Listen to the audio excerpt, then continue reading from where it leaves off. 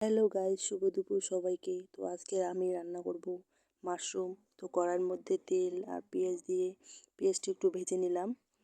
তো ভেজে নেবার পর আগে থেকে পেস্ট করে রাখা রসুন,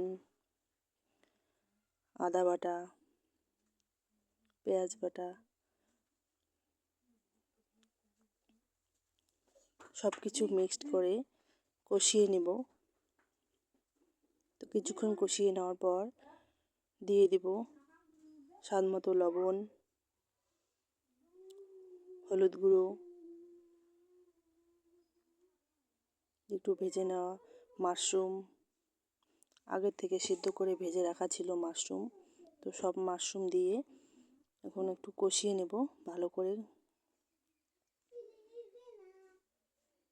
করে কষিয়ে নিয়ে জল দেব। জল দেওয়ার পর 5 মিনিট সিদ্ধ করার পর তো হয়ে গেল আমাদের মাশরুম।